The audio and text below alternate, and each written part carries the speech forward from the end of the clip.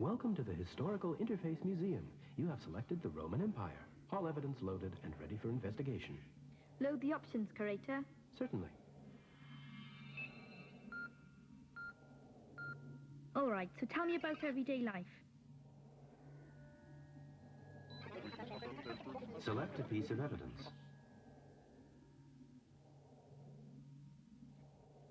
I can't decide. You choose for me.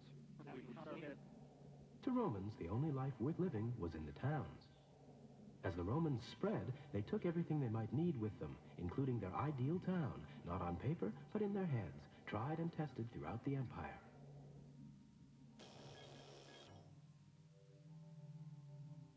Two main streets forming a cross. At the center, the Forum, a paved area where the citizens could mingle. The Basilica, a large meeting hall. Seems very civilized. So it should. The word civilized comes from the Roman word for town, civitas.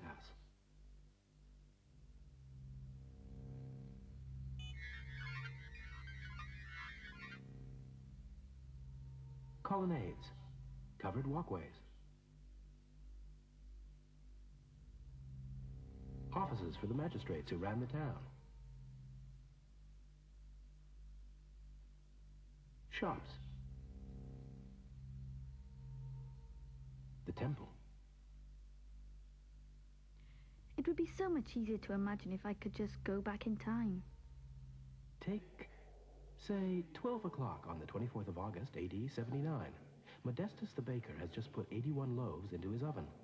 There were a couple of guys sitting twiddling their thumbs in the prison cell at the gladiators' school.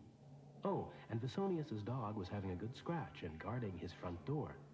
And one of the priests at the Temple of Isis was taking the top off his boiled eggs. You can't possibly know all that. I can, because the town was Pompeii.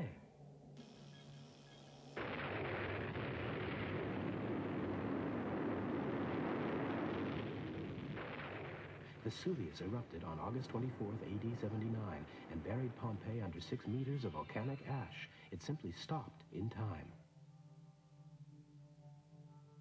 Until 1748, when an Italian farm worker found a piece of half-buried marble and set off one of the most dramatic treasure hunts of all time.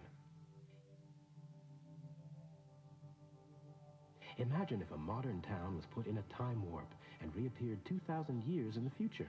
For the archaeologists, finding Pompeii was like meeting Doctor Who and getting a free trip through time. Can I see the town? Of course, if you select it. But remember, even in Pompeii, there are many things we don't know. Pompeii, a small industrial town by the sea. Estimated population, 12,000.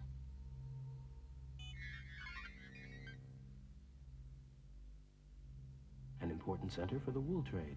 Its wine was said to give the worst hangovers in the empire. Its main products were cabbages and fish sauce. The Forum.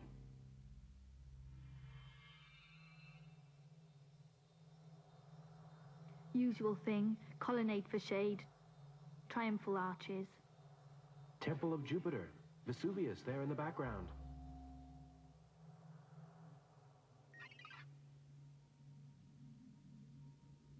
This is the main shopping street, once packed with people. Household slaves shopping for food, rich men gossiping, beggars, snake charmers, a weaver touting her wares, and everywhere the hammering din of tinkers, blacksmiths, goldsmiths.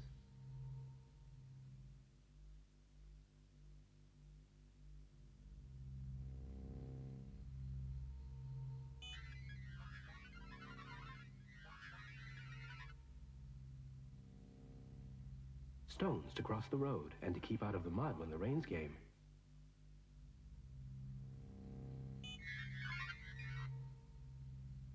Ancient bollards to stop carts getting through. Ruts from the cartwheels show how heavy the traffic was. Lead pipes for taking water to the public fountains and the baths. Houses? Where? The houses didn't have windows on the outside walls. This kept out the noise and the dust and heat. Here's a doorway. Who lived here? Take a look around, see what you can find out. It's a big place, lots of space. They must have been rich. There's not much else to go on. The house was owned by the Vetti family. How do you know that? Seals belonging to Aulus Vettius Restitutus and Aulus Vettius Conivus, the Vetti brothers. What about the rest of the family? Select reconstruction. If you came to dinner, my husband and I would meet you here. I don't want a reconstruction. I want more on the real family. There was no evidence found to give any clues, but if you want to build up a picture of Roman family life, select evidence from across the empire.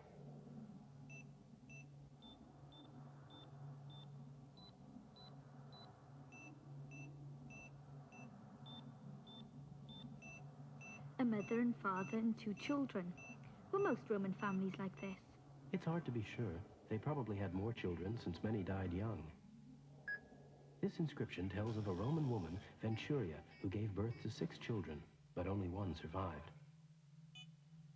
This memorial is for our daughter, Hateria Superba, who lived 1 year, 6 months, 25 days. Cicero to Atticus, Rome, May 19th. My dear Tulia had a baby boy today, 2 months premature. She had a good delivery, but I'm afraid the child is a puny little creature. Any mothers writing about their children? Typical. There are friezes, pictures, or this time, why not select reconstruction? Children are important. Sons, you see, heirs to carry on the family. When my husband was looking for a wife, it wasn't so much the dowry he was interested in, it was healthy sons he wanted. I didn't have much to say in the matter. Our families arranged everything. But I was lucky. For a start, my husband is rich, and that makes a big difference. Some people can't even afford to keep their children. Girls left out to die. That can't be true. It was common practice. Unwanted or sickly babies left to die. That's terrible.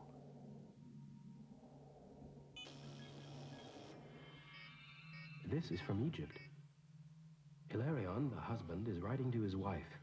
Should you have the baby before I return, let it live if it's a boy, but if it's a girl, expose it to the elements. Didn't they love their children? In their way, yes. Young Romans dressed like their parents, attended public functions, and were expected to behave like grown-ups. They also married young, girls often by 12. But then people didn't live so long. 1 child in 3 could expect to lose their father by the age of 10. 1 child in 20 lost both parents by that age. What about their parents? Who was in charge? According to the law, husbands rule their wives as possessions that cannot be taken from them. If she does any wrong, the man she has wronged becomes her judge and can decide what kind of punishment she should receive. But the law also said, if a wife obeys her husband, she is as much a mistress of the house as he is master. In practice, of course, it's impossible to say what really happened behind the closed doors of Roman households. Sometimes I wonder what I'd do if he decided to divorce me. You know, just like that. I mean, we have children, so there's no cause there. But what if he decided I was getting ugly? Or talked too much? No, he wouldn't do that. But it has happened to people I know. Boyfriends on the side. When Lucius Hermia found out that his wife had fallen for a gladiator, he had her put to death. Of course, if it had been the other way around, nothing would have happened. The only way a woman can divorce her husband is if he's leaving anyway, running off or joining the legions. What about love? Hard to know, but that's not to say that people who had arranged marriages didn't fall in love. It's incredible how much I miss you, because I love you, and because we're just not used to being apart. At night, I lie awake, haunted by your image. During the day, my feet lead me to your room, but then you're not there, and I leave, sick at heart, like a lover locked out on a deserted doorstep. That's enough evidence on families. I want that house again. So what room's this? The atrium. If you came to dinner, my husband and I would meet you here. We'd talk, relax, see the pool. Well, That catches the rain from the roof and gives us all the water we need.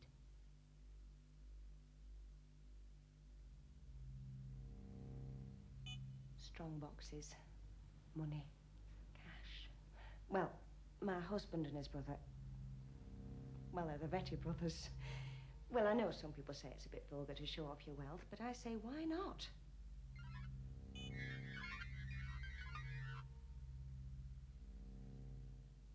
A sitting room, marble floors,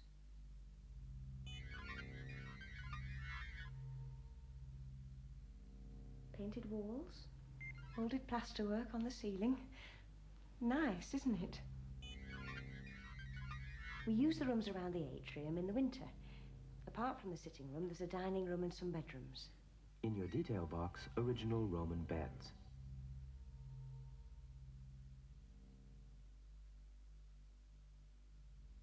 Pole holes for the swing doors.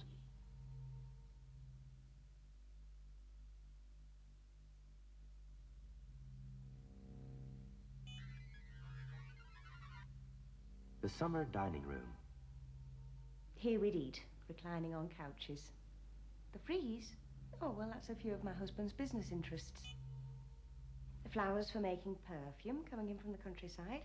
Flowers being boiled in oil and selling it to the customers.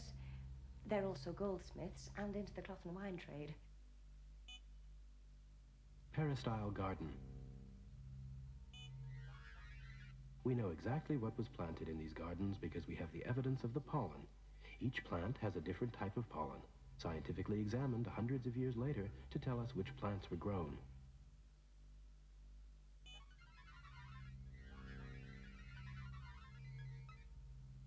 Is that the end of the tour? No. The slave quarters. We have 7 house slaves at the moment. Here's the kitchen. Most cooking was done over charcoal, like a modern barbecue. What? They ate burgers? For our dinner tonight? Well, dormice in honey sprinkled with poppy seeds, a female wild boar with marzipan piglets, a huge pig stuffed with sausages and blood puddings. Oh, and those thrushes you liked so much, rolled in flour and stuffed with nuts and raisins. Ugh, nice house. Shame about the food. Show me the rest of the town. Was it like towns today? Well, let's see. There was a theater, an arena for races and fights, town hall, courthouse, markets, shops, and bars. Lots of them. All evidence of everyday life. The choice is yours. I'll take a probe.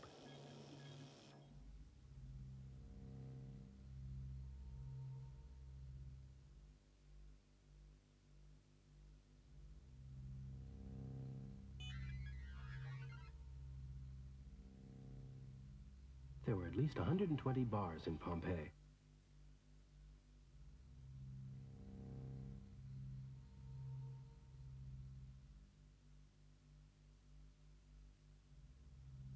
Mostly little corner pubs, maybe just a single room with wine in containers fixed to the bar so it kept cool. The jars at the back held snacks, beans and lentils, olives. Most people had lunch at bars like this. They'd grab a plate of beans on the run. Like a fast food takeaway? Definitely.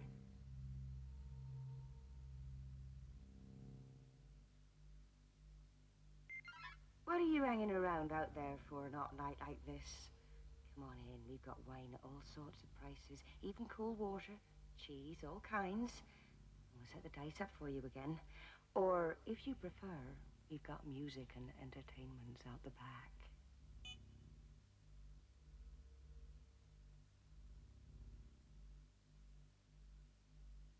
Stephanus's Laundry. Stephanus's Laundry. The name is known from graffiti. Laundry was big business in Pompeii. The fullers, as they were called because they used fuller's earth for cleaning, mended and washed togas and tunics. The cloth was bleached with sulfur smoke and urine, collected every day from the jars on street corners. What happened here? Maybe a barber would have set up his stall here. Select text. And if you don't want a quick visit to the underworld, you should avoid Antiochus the barber. The scars on my chin, count them, may look like wounds from a gladiatorial fight, but they're not. They were caused by the accursed hand of Antiochus. Oh yes, believe me, the goat is the only sensible one around here. By keeping his beard, he stays clear of the demon barber.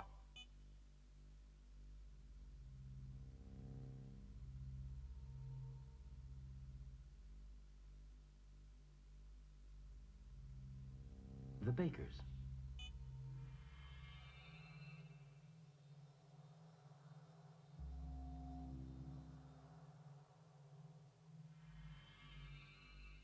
They'd have ground all their own flour, usually with donkeys, but sometimes slaves turning the millstone. Sometimes stone from the grinder fell into the flour, and customers complained of chipped teeth.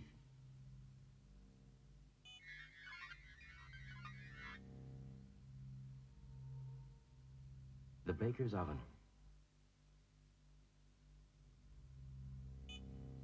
So what shops were here? There were men and women in so many trades. There were weavers, moneylenders, goldsmiths, blacksmiths, fishmongers. How do you know? Because of the graffiti written on the walls for the forthcoming elections. The greengrocers ask you to elect Marcus Priscus for city magistrate. The mule driver vote for Gaius Julius Polybus. The goldsmiths say, go with Gaius Panzer. The barbers hack it for Trebius. What happened to them all? The eruption of Vesuvius.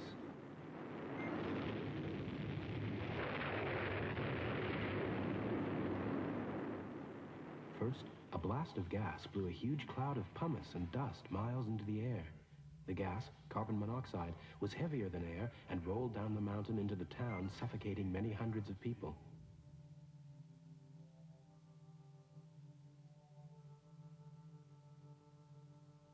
Then the scorching ash swept over the houses, burying, choking wherever it went.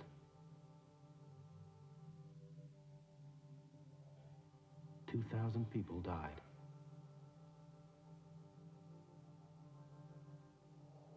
Pompeii, the best tool we have to unravel ordinary life in a Roman town. Isn't that right, Melanie? All systems disengaging.